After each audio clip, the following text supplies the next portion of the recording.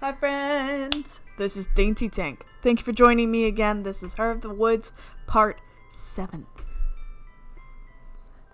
Be proud of me, I'm keeping up with the series number. For once, ever. Poke the Totoro for the rest of the series.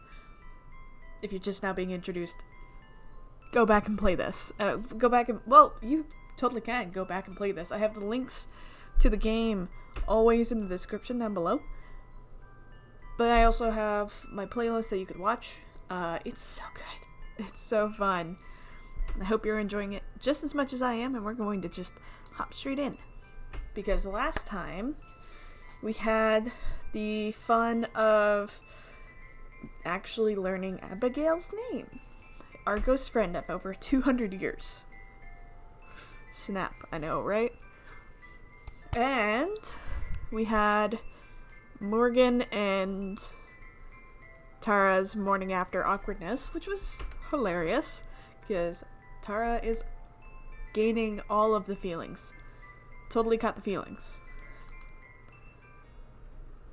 Let's go. Alright. Boop. Okay, beside me, Tara places her hand over mine. It's not anything that Maddie would be able to see from her room. I'm not sure why Tara's so insistent on keeping our relationship a secret. Still, I appreciate the gesture. Everything that's happened since the two of them arrived here, getting close to Tara like this has certainly been the most unexpected. It seems like things are a bit better between the two of you. Did you talk? Seems like it. I make sure to keep my voice low. Not yet. I was going to, but first Mads wasn't home, then she was shut in her room all day when she got back. I was going to bring it up today, but then all this stuff happened. Oh no. At least the two of you are talking a little. She must be feeling bad too. Maybe. You should have heard her before you got here, though. I bet she was livid. I'm sorry. Nah, don't be. It's like you said, this is on both of us. You really don't know what happened to the footage? I promise I won't tell Maddie anything. Oh. Nope, it's 100% legit. It was working fine, and then it wasn't. I didn't even drop my computer or spill water on it this time. Good. That's so strange. You're telling me. Mads is convinced I did something to screw it up, though. I have a niggling suspicion in the back of my mind, but I don't want to bring it up yet. I don't want to alarm Tara, if I can help it. That maybe your mom is the one who snuck in, because that's my guess. Has anyone... Snuck into your place and played with your computer? Right in the middle of my sentence, the heater in the corner of the room makes a sizzling noise and then dies. Tara and I both stare at it. Did you see that? I did. God! No. Clutching her head in her hands, Tara gets up and goes to inspect the heater. She looks around and underneath it, although it's clearly she has no idea what it's actually looking for. Though her back is turned, I take a moment to peer out the window, scanning for anyone or anything out of the ordinary. I don't see anything. What happened? Heater died. Check it out. Wait, you're kidding me. Nope. I wish. Already the cold is starting to set in. Oh, it does too. It sets in quick. We totally had our heater die and our electricity go out like all at once. When I was in Boston, it was like that minus like 20-degree frost that came through, and it was literally a household full of lesbians, which was great because everything died at midnight. All of us popped up and were immediately setting about to different tasks. One of us was weatherproofing the windows to try and keep as much heat and retain as much heat as possible. Another was setting up and calling all of the other area people in the area that they knew to make sure to see how widespread the electricity problem was. And I went to setting up all of these different battery powered lights so that way we actually could see what we're doing in the middle of the night. We had another set up backup plan of place to go with heat. That's where you want to be if ever this happens, is just a room full of lesbians who can hop into action. Was it a short circuit or something? Uh-oh. I'm glad she doesn't default to blaming Tara for this. My suspicion gets a little stronger too. No clue. Morgan and I were sitting here when it suddenly died. Didn't give any warning or anything. It was a lot like the...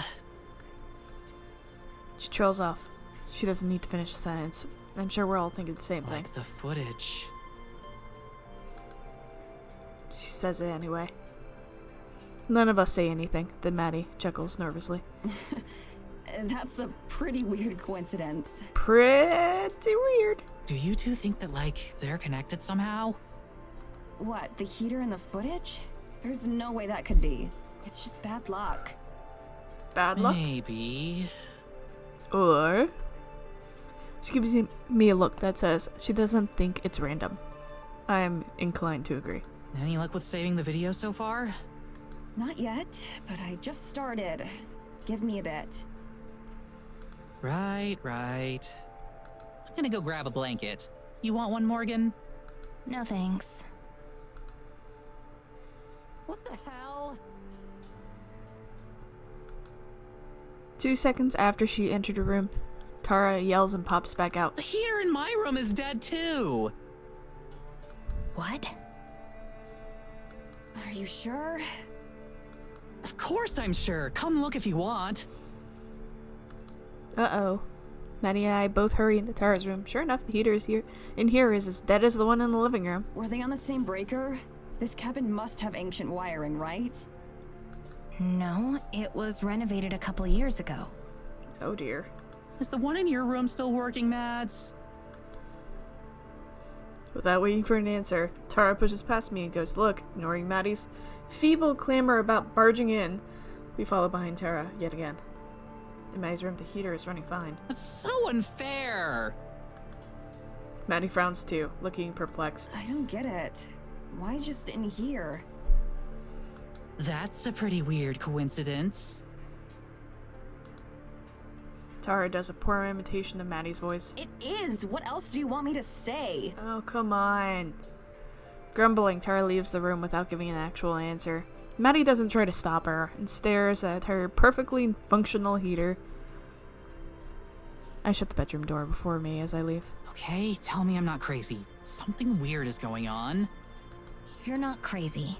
This definitely isn't a coincidence. Nope. You say that like you know what's going on. I can feel a pit opening up in my stomach. I've never been good with words, and I'm not sure how to phrase everything I'm about to tell her, much less how she'll take it. I must struggle for too long, because I can see Tara's expression go from mopey to concerned. Hey, you okay? I was just kidding, but like, do you actually know what's up? I press a finger to my lips and point to Tara's room. Her eyes go wide, but she nods. I lead the way, with her following close behind. We can talk now. Tara looks like she's going to explode. Is that the face of exploding? Now? What the hell? That was like something out of a spy movie. Okay, I get it now. No, wait. Click. Shh, not so loud. I listen for any indication that Maddie's follow behind us or is eavesdropping, but her door never opens. Tara watches, waiting for me to elaborate, but I can tell that it's taking every ounce of self-control she has to not barrage me with questions. It's understandable. Okay, bear with me, because I'm not sure how to say some of this. Okay. Nearly vibrating with excitement, Tara nods. I take a deep breath. I don't think that all these malfunctions are a coincidence. I think they're intentional sabotage, and that my mother's to blame. Ah! I called it. Totally called it.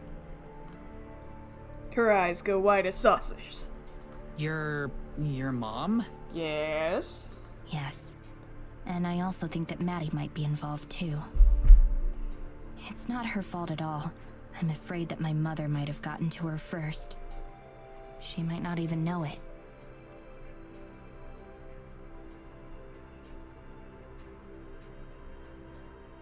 Weird. She might not even know it. Mads might not know. Gotten to her how? Yeah. As in, she's not in control of her actions. She might not even be aware of them. What? You mean like mind control? More or less, yes. She stares at me and then starts to laugh. She gets up and paces around the room, her hands flying in useless motions as she laughs. Okay, you're screwing with me, right? Mind control. Maddie! I'm not messing with you. I'm dead serious. Oof. I can't blame her for being incredulous. It's a lot to take in at once, and the rest of what I have to say is even stranger. But if there's anyone who will believe me, who will believe the truth, it's Tara. Her laugh becomes a whistle as she calms down. She takes a second to compose herself, then sits on the bed next to me. Okay, mind control. Go on. Like I said, I doubt Maddie's even aware. It's probably more like sleepwalking for her, but it would make sense. You said she's been spending a lot of time away from the cabin, right? Mm-hmm. And that she doesn't like to talk about where she's been. Plus the footage being damaged, and then the heaters dying. It makes sense. You're gonna have to sell me on this more. I wouldn't say that makes sense. What's the point of it? Why would your mom do that, and how? Like we haven't even approached the point of making sense. No, we kind of danced around it. I know. I'll explain. I'm trying to remain calm myself, but there's a nervousness that that I've never felt before. This is the first time ever talking about this with somebody else. No matter how many times I've imagined this conversation and rehearsing it in my head, it's nothing like real life. My mom isn't really my mom. Mm. To be frank, she's not even human. Not anymore. What? I pause, waiting to see how Tara takes it. No reaction. I doubt that anything I'm saying even registers as a possibility to her. My only choice is to go through it all and hope that she believes me in the end. The person you've met, the creature, is something else, using a human woman's body as a host. What? Did we just get into Animorphs territory? Is there like one of those slugs in her brain? She has the whole town under a glamour that makes them loyal to her, and she has for years. Longer than I've been alive. I think she has Maddie now, too. What? Wait, hold on. The reason that I sent you an email and invited you to Eisenfeld isn't because of the forest spirit or any of that other stuff, although it's related too. Yeah? The reason is because I need your help. Evelyn, or the thing inside her, is going to try to kill me soon, to use me as a new host, within the next few weeks. What? Morgan! You were the only people in the world who I could think of who might believe me. There wasn't anyone else I could ask. Oh my goodness. What would have happened if the YouTube channel, wherever that you are broadcasting, did not get back to you? She knows that too, which is why she's trying to get rid of you now. Ruin your trip, make you want to leave. She would never hurt either of you. Too many people would notice if something happened. There'd be way too much unwanted attention on her. Whoa. But if she could get the two of you to leave Eisenfeld, then she'd be able to proceed with her plans. I'm pretty sure that's what she's trying to do, through Maddie. What? What? Okay, so... Okay. There's a lot to unpack here. That's it, I guess. That's it. That's my whole suitcase of crazy. As I finish speaking, I look down my legs. It feels like a weight has been lifted off my chest. If nothing else, I'm glad I got to tell someone. But you're leaving out important details. How do you know this? How do you know that she's planning to kill you soon?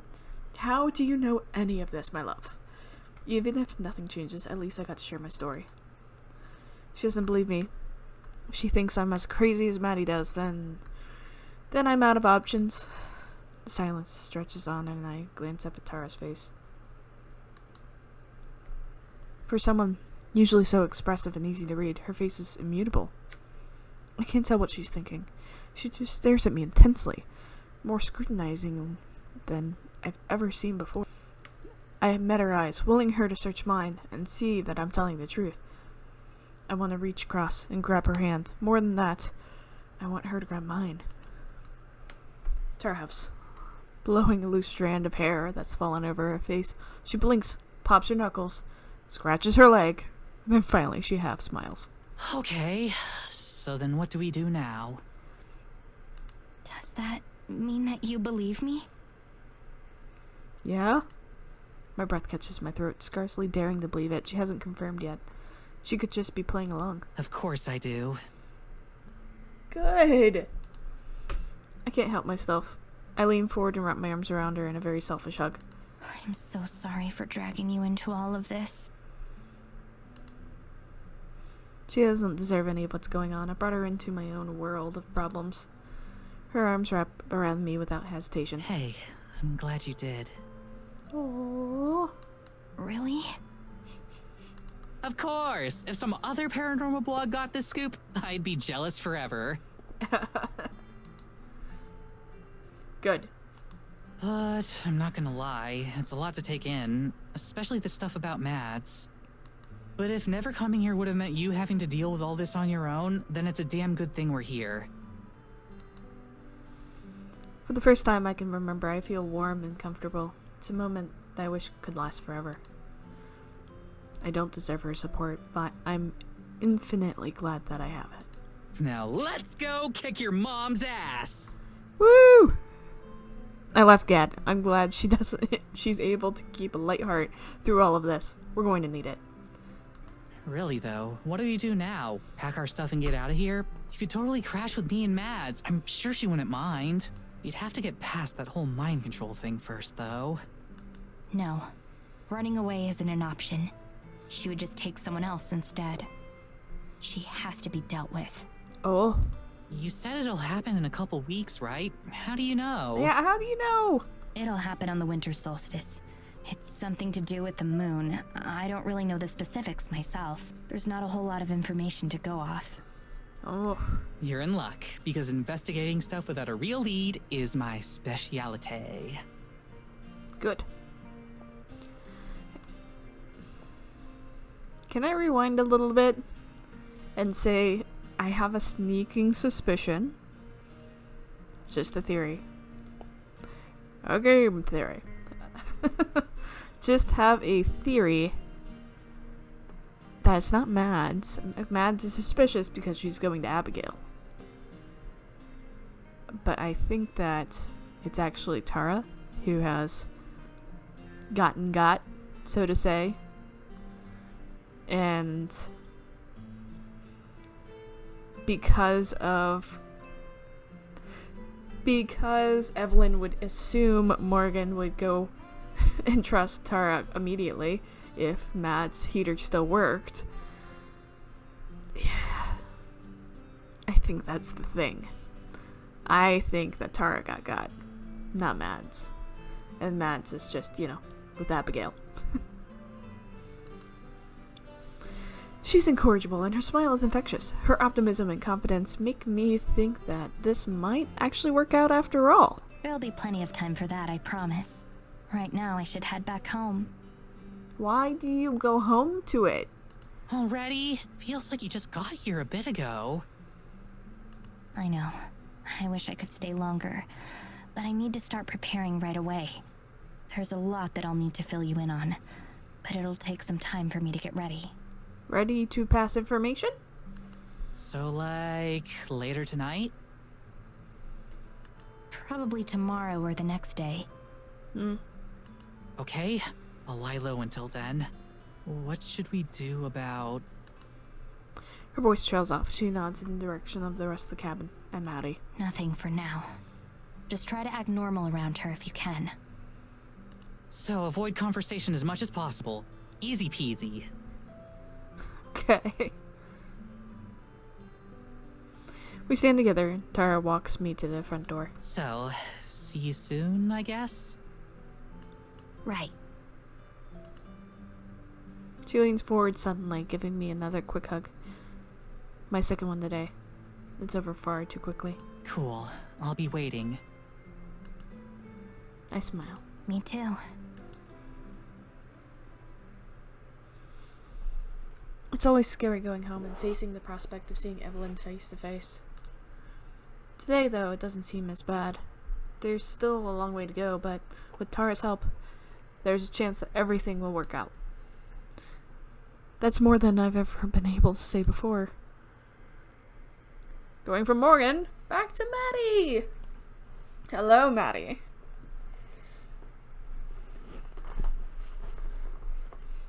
Too gay to sit. The skies are gray out when I wake up. Check my phone for the time, thinking that it still might still be early, but no, it's almost 10. If it's the clouds that are making it so dark, we're definitely in for a lot of snow today. Looks like it might be more than any of the previous storms. Saying to myself, I get out of bed and get dressed without wasting any time. There's no way I'm going to be able to go see Abigail today. Not with the weather as it is. I hope she won't wait up for me. It's frigid in the living room. Spent a while trying to fix the heater, but to no avail. Don't even know what's wrong with it. Tara must have had a pretty rough too. At least she could bundle up in blankets to keep warm. The door to her room is shut, so she's either gone or still asleep. I'm glad that things have improved between us. She seemed to have a change of heart or something, because a couple days ago she started making small talk again. Cool. Even our argument over the footage wasn't as explosive as it could have been. If it had happened 3 days prior, we probably wouldn't be on speaking terms at all anymore. I made myself a bowl of cereal and have a quiet breakfast alone. Although I've gotten used to not interacting with Tara much, there are still my visits with Abigail to look forward to. Now there's no telling how many days it will be till the weather's cleared up enough for me to go see her again. Hopefully it'll blow over quickly. It's already starting to snow a little. Just past time I moved my laptop out into the living room and start an episode of the show I've been meaning to watch. Keep one headphone out so that way I'll be able to hear if Tara leaves her room. She never does. After 2 episodes, I get up and knock on her door. Unsurprisingly, there's no answer. Quick peek inside. Empty. She must be at Morgan's again. At this point, it's pretty obvious that they're, more than friends. I was about to say, they're not subtle. Not sure how I feel about that. It's none of my business, of course. They're both adults and can do whatever they want. But I can't help being a little envious. It's been more than a year since I've been on a date. Whew. Ouch. Things ended sort of messily with my last girlfriend, and since then I haven't really been looking. Working on the show kept me busy enough. Still, it wasn't that I was trying to avoid meeting anyone new. It just didn't happen. I'm not like Tara. I can't talk to strangers, carry on a conversation straight away. Business stuff, sure. Small talk? No way. I've always been a bit jealous of that. So, seeing how quickly and how naturally Morgan and Tara ended up together feels like a painful reminder of my own social inadequacies. Guess it's like an expiration date on their relationship, wherever it may be, though. It's hard to believe that we're already halfway through our trip in Einsfeld. It occurs to me that I'm in a similar situation with Abigail. Although our friendship is nothing like Morgan and Tara's, it's also time limited. That thought hurts more than I expected it to. I wish there was some way she could come back with us. Wonder how difficult it is to smuggle a ghost internationally. That's the kind of problem Tara would be great at solving if she was around. In fact, I wonder if maybe I should take the opportunity to try and mend things with her, assuming Abigail was okay with it. Take Tara to meet her. While not quite as dramatic as a forest spirit having a genuine ghost on film, would still be a huge win for the show. It's a little funny to me that an actual ghost is mundane compared to what else we've seen. Not entirely convinced on the idea. There's still so much appeal to keeping the news to myself. For at least a little bit longer. Knock on the front door interrupts my TV watching. Coming! I undo the latch and come face to face with Evelyn again. Good afternoon. Hi there. My previous encounter with her on way back from church flashes through my mind and sets me on edge. There's a man I don't recognize with her too, adding to my unease. We heard there was an issue with the heater, so we've come to fix it. Don't want you freezing to death out here. She looks so creepy. Like that one thing. Like right there. Ding. Her demeanor is 180 from last time. I wonder which of them let her know. Maybe Tara mentioned it earlier today? Oh, thanks. That'll be a big help. Yay. Aren't you going to let us in? I realized I'm blocking the doorway and step back to make room. She's technically her cabin. I don't really have the right to say no. Yeah, sorry. The guy with her brushes past me and heads to the heater, getting right to work. Meanwhile, Ev and I both sit down in the living room. I stare at the floor, hoping that she'll start the conversation, but she seems content. Just look around the room, admiring the decorating. You haven't really changed anything in here. When she clears her throat, I flinch. I'm very sorry for the discomfort it must have caused. Even a single night without the warmth can be most unpleasant. She stares at me intently, like she's hoping for me to catch some hidden meaning. Whoever it is lost on me. It's fine. It was just one night. Thanks for taking care of it so fast. Of course. Are you the only one home today? Yeah. Tara's out. I can't imagine that Evelyn doesn't know about her and Morgan, or at least the two of them having been spending so much time together. She and Morgan live in the same house, after all. But Evelyn's eyebrows rise. Is she now? My daughter said your friend was here.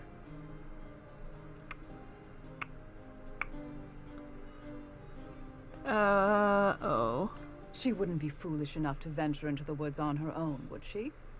The weather's looking quite dire. Mm-hmm. My mouth goes dry. Even Tara wouldn't be that reckless, right? I don't think so. Good. Only a fool would go out in this. A fool who's under control and being forced to go out under... As if on cue, a heavy gust of wind blows, making the whole cabin creak. Through the window, I can see the snowfall has already gotten heavier. Thick, heavy flakes mask the glass, obscure the view outside. Workman finishes up and moves closer to the couch. He still hasn't said a word since he arrived. Seems we're finished here. Do take care, Madison. And don't hesitate to call if you need help with anything else. Oh, she seems like a horrible human. Will do. But of course now we know Thanks. She's not really a human. Two of them leave as abruptly as Morgan always does. The moment the door shuts behind them, I leap up and head for the landline. I don't know what that was about at all, but it's obviously there's something more going on than I'm aware of. Something sinister.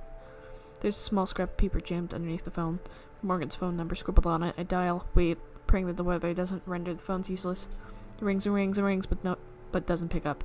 Eventually it goes to a generic voicemail message. Damn it!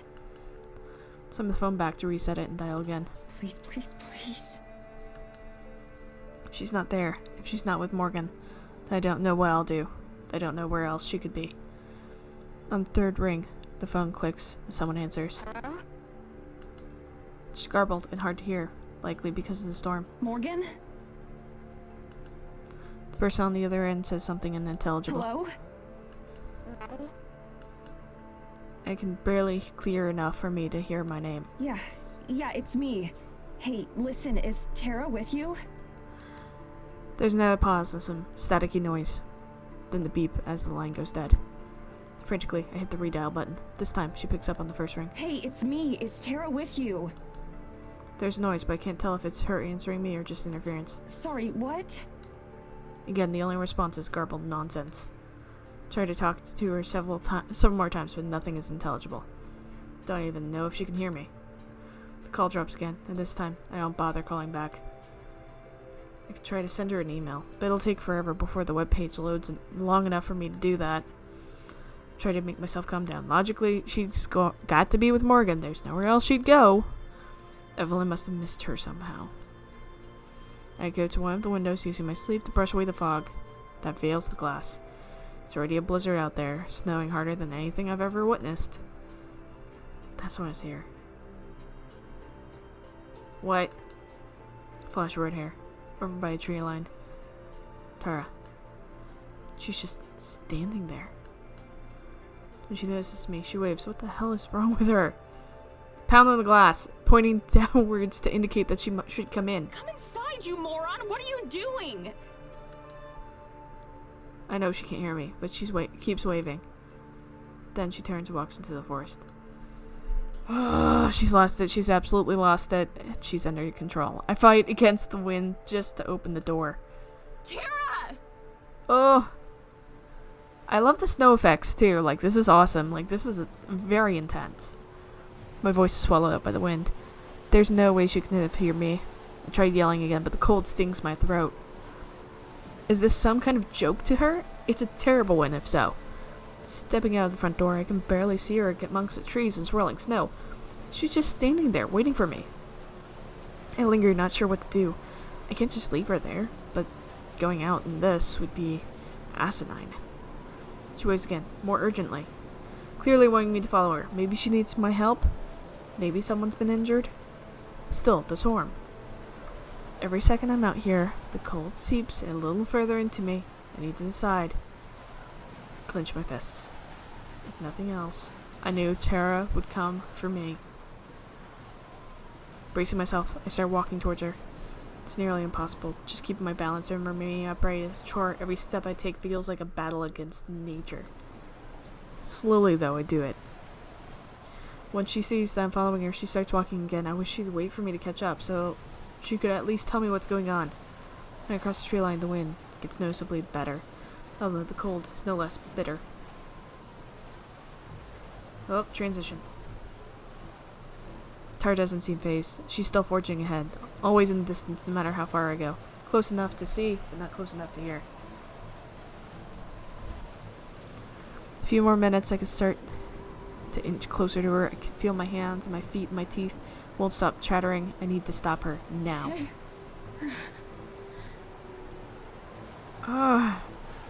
My mouth is shaking too much for me to form any sort of coherent phrases. If I wasn't already genuinely scared, I am now. Then without warning, Tara stops. She stands completely still, back towards me. I do my best to push forward, finally making my way to her. Tara, we have to... I give up on words, instead racing out towards her. My fingers are numb and heavy. Before I can touch her shoulder, though, she turns around, and my blood runs as icy as my skin.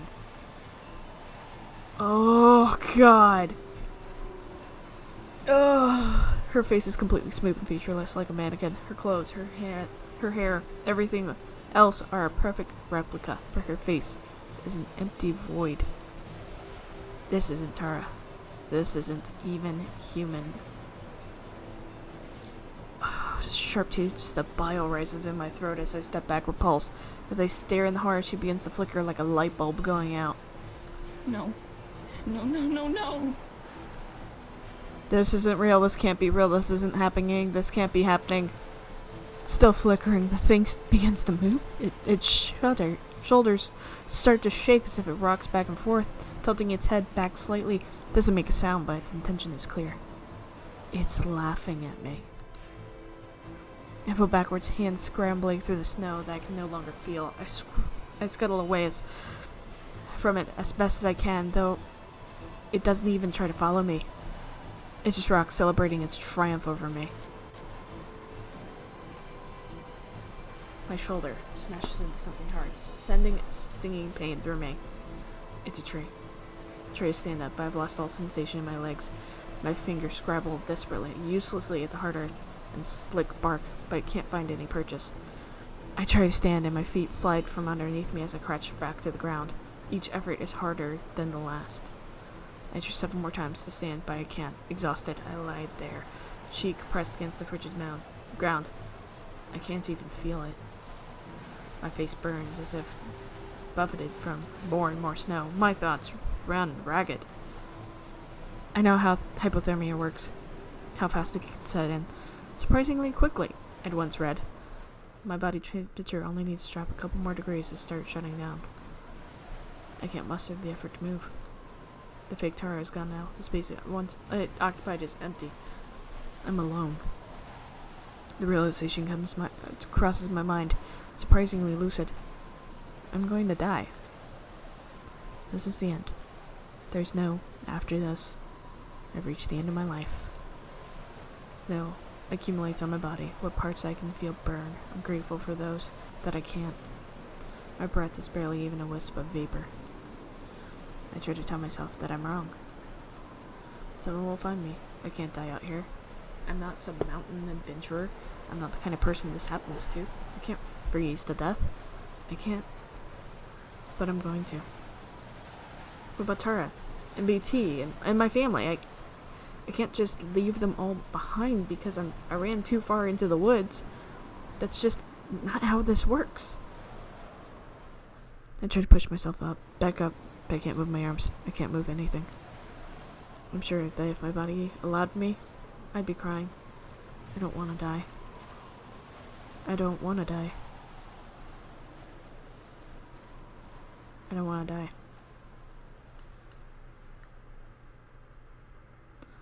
My consciousness fades. Piercing light that should be unpleasant, but isn't, shines in front of me. I will my body reach for it, but I can't. Then I understand. It isn't meant for my hands to touch. I let go of it all, giving myself up. Whew! But then, a sound. Imperceptibly loud, deafeningly quiet.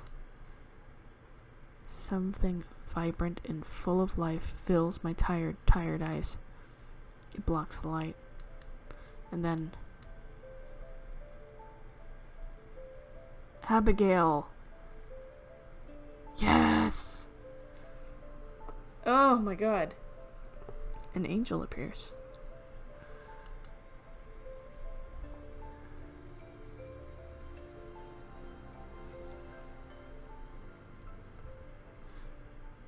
Chapter 3.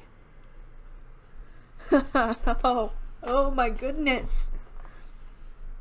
I'm not cold. I'm not warm either. I'm not anything.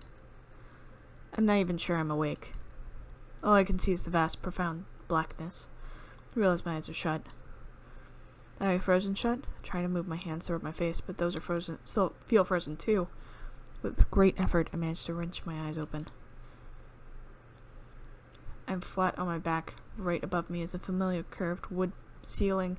The gray smudges of my peripheral vision are the pews where I sat and read with Abigail just days ago. I'm in the church.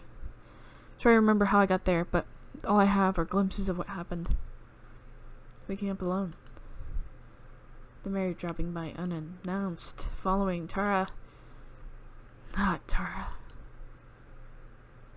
Even nearly immobile, a shiver creeps up my spine at the thought of that thing.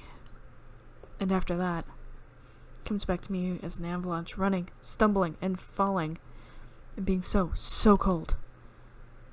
I can recall the dread as it happened as I gave up when strength left my body, and my eyelids couldn't bear being open any longer.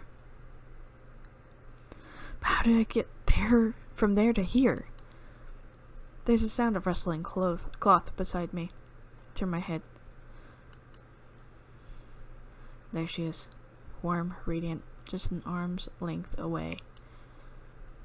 Abigail. I blink, expecting her to vanish, to be a figment of my imagination. But when my aching eyes open once more, she's still there. Worry wrinkles her face. She saved me, didn't she? There's no other explanation. I muster the strength to smile up at her. She smiles back, although it doesn't reach her eyes. Hello, Madison. I'm glad you're awake. How? Oh, did she really become a ghost? In the otherwise silent church, her voice rings out like a bell. The first words I've ever heard her say. I could hear her. We can speak to each other. Understanding pierces through my exhaustion. With that understanding comes a whole cascade of realizations. A million feelings rush through me, and I don't know what order to process them. Two concepts stand out among everything else. Her voice is lovely, soft and gentle like she is. I must be dead. Abigail? Whoa. I mumble out the only coherent thought I have. She slides from the bench she was sitting in to the ground, kneeling on the floor beside me. That's right. I'm here. She leans over me, the serene portrait of a heaven-sent angel. She's here. That can only mean one thing. My head doesn't hurt. My back isn't sore, despite spending lying on the cold stone floor for hours. I can hear and speak with Abigail. I died, didn't I? And you saved me and brought me back here? She rubs her face, a pained look on it that she can't brush away. You're not quite dead, but you're not alive either. Rather, you're somewhere between life and death. Like me. You're a ghost. That's the best way I can put it. You're a ghost, Madison. I can tell that her tone is supposed to be optimistic, but to me it sounds entirely too cheerful for someone narrating her own demise. Still, I suppose this is better than the alternative? Then, thank you. Smile gets a little bit smaller. Please don't mention it. Really, I'm sorry that we hadn't been just a little bit faster. If we had arrived sooner... We? She looks away, guilt twisting her face. It's okay. It's not your fault. No. Even in my adult state, I know that much.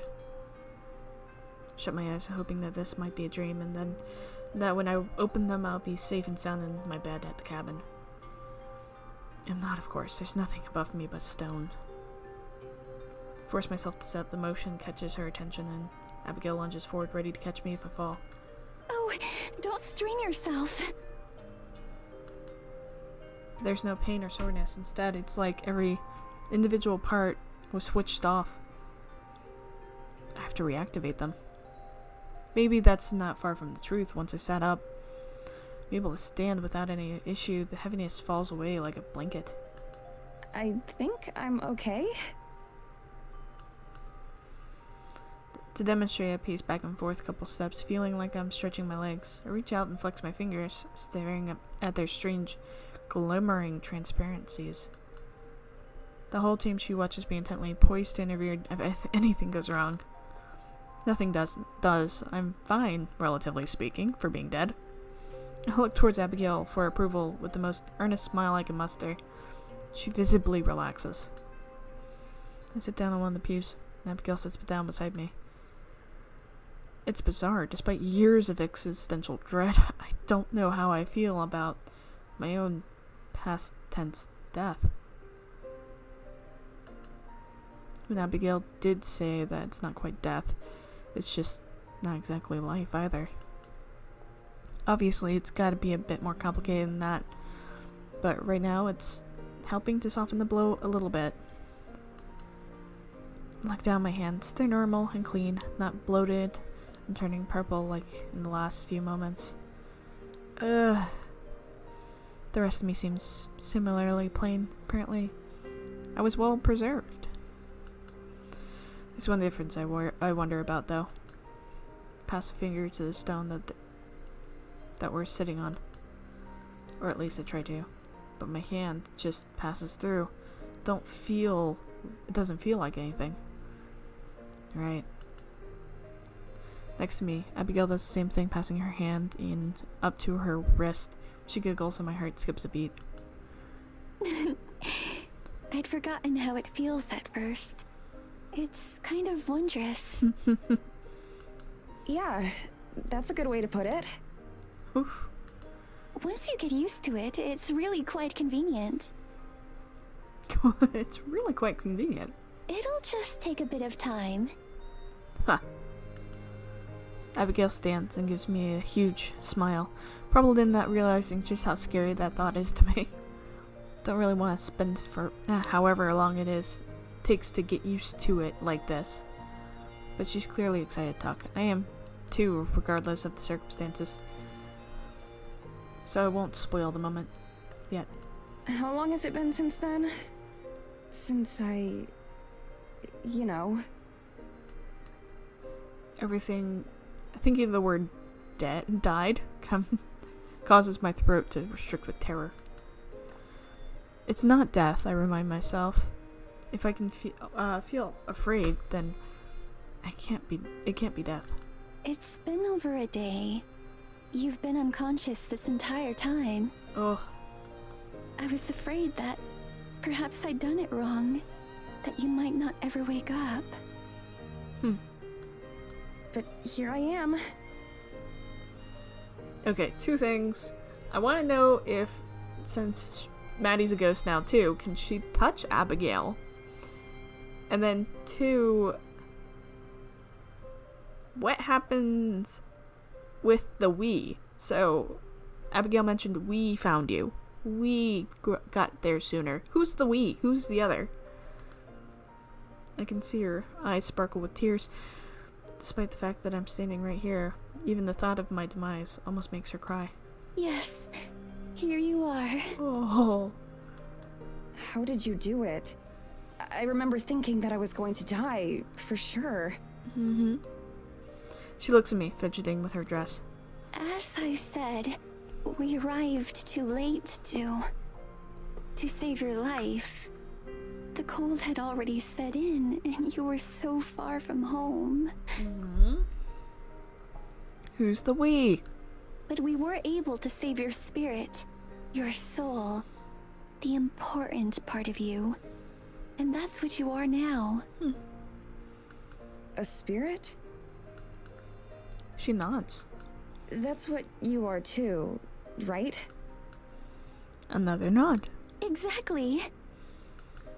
Her voice is gleeful. I can't tell she's excited by this. I can't blame her. After 200 years of solitude, I'm sure that I would be too. But for me, well,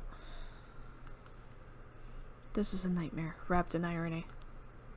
I came to Dainsville as a skeptic, but now I'm this. It's so overwhelming.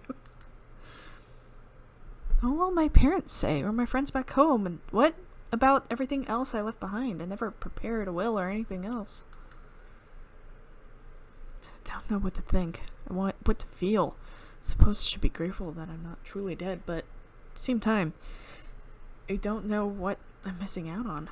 Maybe it would have been preferable. I wish I could have at least said goodbye, especially to Tara. There's so much left unsaid. Wait, Tara! With a jolt, I turn to face Abigail. She flinches at how suddenly I move. Do you know if Tara's safe? My friend, the one who came here with me. I thought I was following her into the woods, but it was...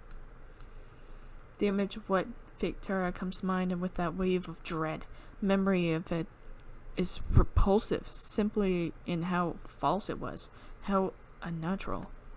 She's fine. As far as I know, she was never in any danger at all. It was purely you, Matt. I'm so sorry, Madison. You were tricked. Right. I relax a little bit. Tricked. Tricked by... by whom?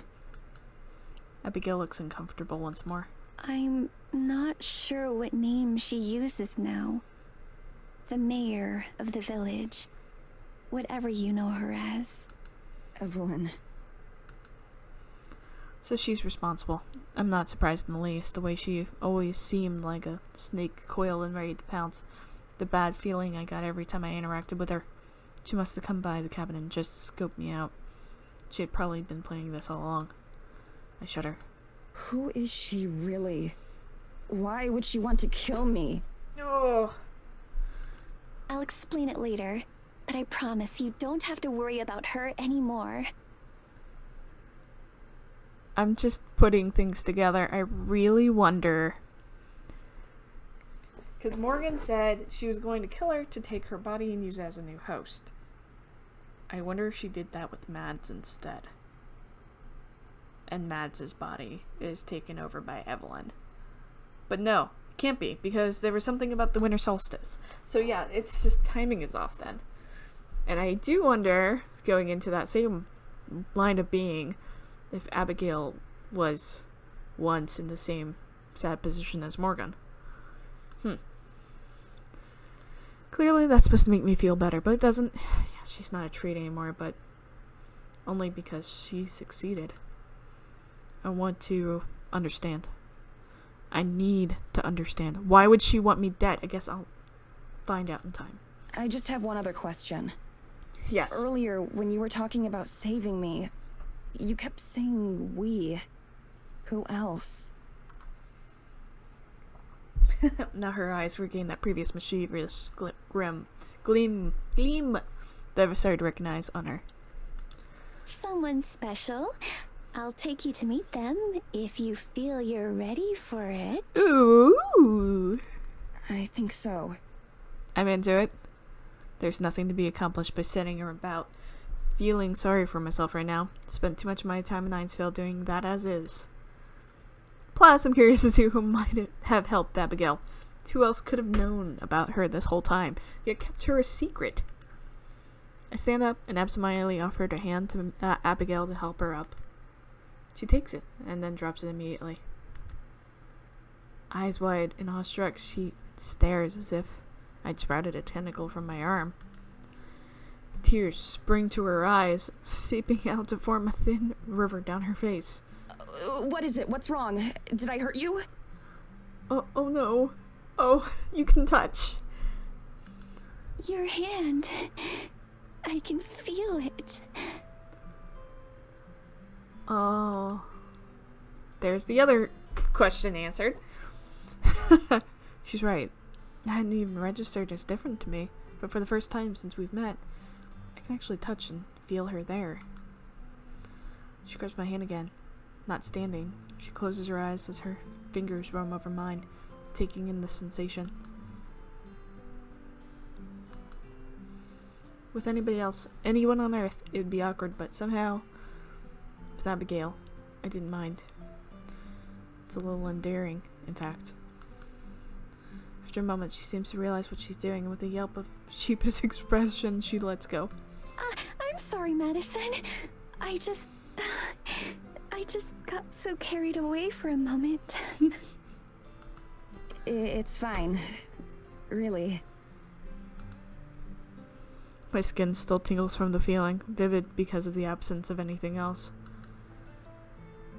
Abigail also gets to her feet without my help. Together we face the doors of the church. They look like they've been untouched since... Ah! Click! Return! Huh. Abigail also gets to her feet without my help. Together we face the doors of the church. They look like they've been untouched since I was last here with Morgan and Tara. Okay, I'm gonna end this here. This was a lot. This is a lot. Okay, there's so many twists and turns that just got presented here. And we are just on chapter 3. And, like, I think there's, like, 6 chapters, maybe? Like, we're only halfway through. Not even. And one of the main characters died. Albeit, and is now on the same plane as another one of the main characters, but mind blown. Boo! Alright. With that, I'm going to leave this here. I hope you're enjoying it. Please subscribe if you are. Really want to kind of see more people hanging out with me, and we can do things together. I'm going to be doing a lot more games like this, and I'm also going to be doing some newer queer series that are going to be exciting coming up. So, hit like, come back, comment, tell me what you think about all of this, because, whoa, my goodness. And I'll see you later, okay? Love you. Bye.